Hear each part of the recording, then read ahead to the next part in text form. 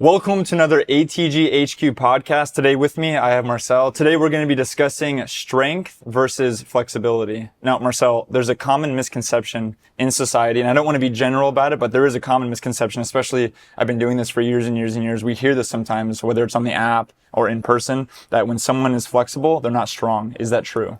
So I've also heard that as well. The thing is that strength training, the way that we do it, we also make sure to get strong through a full range of motion.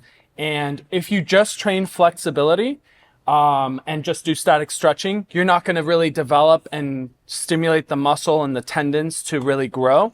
However, if you approach flexibility from a viewpoint of also getting strong within the range of motion that you develop, you actually can get strong while training your flexibility at the same time. Yeah. That makes total sense. Now, when it comes to that, people also think that strong muscles are also going to be tighter as well. But you just mentioned if you train through full range of motion movements, is that going to be the case as well?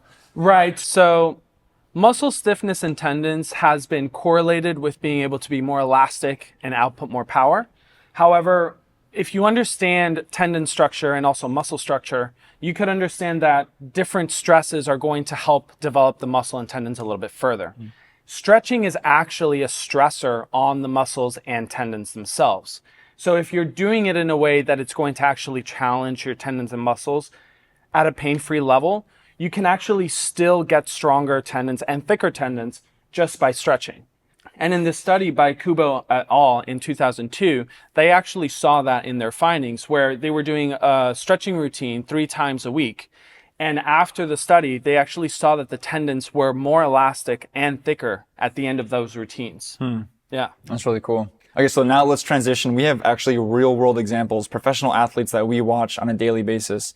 And if you go to basketball, for example, as a sport, I'm a basketball player. I love watching basketball. Yeah. You have a player named Victor Wembanyama who's 7'6", so 7 feet 6 inches, super, super tall. That's very tall. Yeah, one of the tallest players in the league. What he's known for, though, he's also super mobile. He can touch his palms to the floor. That's impressive. He can do the splits. Yeah. And then if you see him on the basketball court, he moves differently than a regular 7'6" person does, or even a person above 7 feet tall. And he can handle the basketball really well. He can get low. His knees are always over his toes when he does moves. He doesn't really get injured that much. So it directly translates to his performance on the court. That's awesome. And as far as tennis is concerned, a lot of people know Novak Djokovic to be the greatest tennis player of all time. Yeah. Now, he actually has been shown to be doing a lot of mobility routines. He can even do the splits, right? And there are many times in points in tennis where you're being put into a lengthened position, you're out reaching, lunging for a ball. And then he has it in such a way where he's almost doing the splits on the court, and he's still very explosive. His ability to cover the court is unlike any other player in the league. So it's just incredible to see Novak Djokovic, who can go, we can present him as a case example of someone that could be flexible, but also be very explosive and be at the top of the game. Are there any other? Well, speaking of Novak really quickly, because he's one of my favorite players. I know this isn't a longevity podcast, but he's also an example of longevity. He's 38 years old? Yeah, and he's still top 10 in the ATP. It's absolutely incredible. And you mentioned almost doing the splits, like in between points or at the end of points. There are videos of him actually ending off in a splits position when he tries to save a ball from going out of bounds. Yeah, I mean, outside of the match, like he can do a full splits. But it's very different from doing a full splits while you're in a controlled environment, like doing it in a gym or doing it at your home, compared to when you're doing it in such a dynamic environment that could be a tennis match, right? Like if you're doing it in the middle of a tennis match, you're not thinking about placing yourself in the ideal position to be doing a lengthening exercise like a stretch. It's instant. Right. You're just responding to the ball and trying to get to it. So the fact that even though he may be in the middle of a point, chasing down a ball, trying to make sure that he's covering the court, he's not thinking about these positions. He's just going out, reaching for the ball, and his flexibility is such that it still allows him to be safe, not hurting himself, and cover the court really well. Makes sense. I hate to put you on the spot, but you're also a tennis player. Yeah.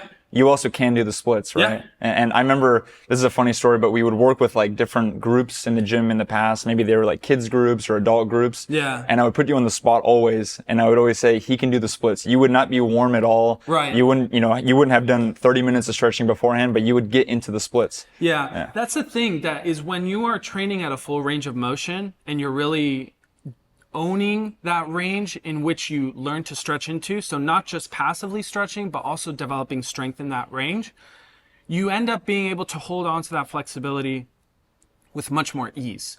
You can get into it without much warm-up. The tissues are already adapted and they are used to being put in that position, and the body is not freaking out about whether or not it can go into that range.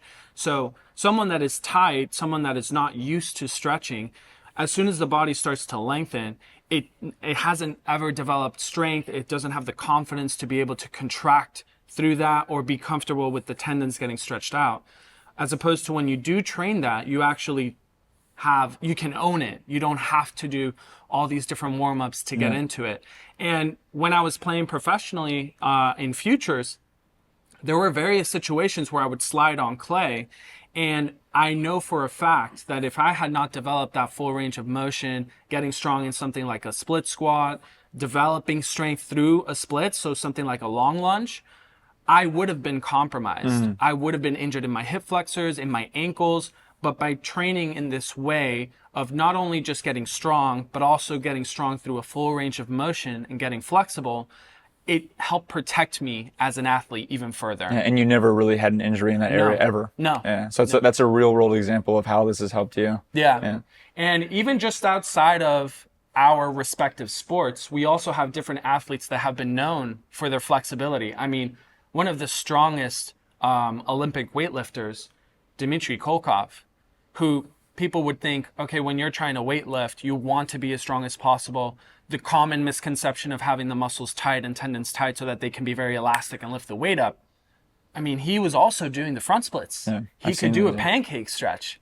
Like, this guy who's been revered as like one of the strongest athletes is also extremely flexible. And also Lu Zhaojun, who is an Olympic weightlifter from China, he was also doing a lot of feats of flexibility and improving the mobility of his ranges of motion. And he's out there doing cleans and snatches. And even though he was strong and was able to move a lot of weight for his weight class, he was also doing feats of flexibility. I saw that, Yeah. It's cool too, because when we were at the other gym and we would train and Ben was still figuring out the system. Right. He would give examples of Klokov. That's and right. we would do workouts based off of what he would be doing, whether it was a strength training workout or even flexibility. And he was always the example. If someone were to come to the gym saying, I don't want to do this full range of motion stuff, we would give the example, look at this guy. This guy is super strong and he's also super mobile. Exactly. And then we have the last example, which is the reason that we're all sitting around this table. That's is right. Ben. Yeah. Ben is the most prominent example for us, especially. I've told it before in the videos, but I've known Ben since I was 12. Right. And just seeing where he was before, where he probably couldn't even touch his toes, or, we have the movement called the couch stretch where you try to get your shoulders to the back of the wall. Right. He could get probably nowhere near that. You could see his hip flexors were really tight by the way he walked. Then transforming to what he is now, to where we play basketball and we play it let's say one half. We finish the half. He does dunks in between for some videos. Yeah. And then he gets into a full split right then and there. He lands in a split. I mean, it's crazy. So the fact that he can do that just shows how well the system does work if you train strength through length. Right. And the fact is that prior to this training, Ben wasn't able to dunk. Yeah. He wasn't able to get that much height. So you could argue he did get stronger, absolutely. But at the same time, while he was doing that, he was also getting more flexible, which allows him to do that dunk and fall into the splits and not get hurt. Yeah. He's developed the cells in his muscles and his tendons to be able to work through that range of motion with stress to the point where he could land into it and he's not hurting himself. Makes total sense. Yeah. Well, then how does this, because now we're talking about Ben, how does what Ben did translate to what now we offer on the app? And obviously all the programs, we have the app for a reason, because Ben developed this system and now we have this app with all these programs. So based off what you just said, how does the app relate to everything you mentioned before? Well, Ben developed the ATG system. He was always trying to find an answer to how you could become stronger, how you can become more athletic. What are the different things you can do to improve the athleticism. And stretching was part of that. And working through the full range of motion was the senior to all of that. So he employed different exercises that were going to put you in a stretched position, get you strong in that same stretched position, and work with the body's joint to be able to make sure that it's completely protected from all the different stresses that you could experience in sports. So for example, let's take the hips. He made sure to program things like the split squat, right? The split squat, also the seated good morning. These are different exercises that are going to not only train the knee extensors like the quads, but it's also going to lengthen the hip flexors on the back leg. So your hips are getting stretched out as you are lifting with weight. And then also with the seated good morning, you have your legs pried apart. And so you are really getting a good stretch in those adductors, which allow us to more easily get into the deep full range of motion squat at the bottom. Some people with tighter adductors may not be able to go all the way down and maintain a very nice upright position of the back. So by employing these exercises that are going to develop this mobility and also get you strong, because we're not just doing seated good mornings and split squats with our own body weight. You know, Ben is able to do it with upwards of 135, 150, 200 pounds, right? I'm able to do it with 200 pounds. And that hip flexor is being stretched with that load at the bottom. Seated good mornings as well. As you get stronger, getting to 50% body weight, 75, like we're not just doing this as a mobility exercise, we are actually stressing the body and stretching those connective tissues with significant load, and then being able to also get strong there. Makes sense. Well, everything you said makes total sense. Now, you know, I always get the question of, oh, you work for ATG. Well, what's the coolest thing about working for ATG, or what's the coolest thing that you guys offer? My answer always is the ability that one can get form coached. So if you send in a video of you doing those forms, like you just mentioned, if you're doing seated good mornings or hip flexor raises or anything like that, how can you know if you're doing it correctly? Right. And the beauty with what we offer is that we coach your form. You send in videos of yourself, and if you load too much or you do something on your own, you can always put yourself at a risk of injury. You know. I mean, what I was going to say there is just like, if you're not trained in this, you may not know, because you are stressing the muscles and the tendons, the connective tissues of the area. So we are always trying to push you to increase that range of motion. But because we understand the proper scaling of it and how we would approach this, we make sure to make sure that the client doesn't get hurt in the process. If you're not familiar with the different feedback your body can give you, because when we do exercise, we feel different things as we're going through it. If you're not totally aware of what the body is telling you, then that's where you could go to a stretched position, unknowing that you have too much load, and then you could hurt yourself. I mean, anyone can hurt themselves with any kind of exercise if the stress is enough. So being able to have coaches that are familiar with this through the app by sending in videos and saying, hey, you know, my hip didn't feel totally good on this, or I felt like my hip was a little tight, then we would have solutions to be able to not only avoid the injury, but also still cultivate the strength so that with enough time, you could take on that same range and then be safe in the process. Makes sense.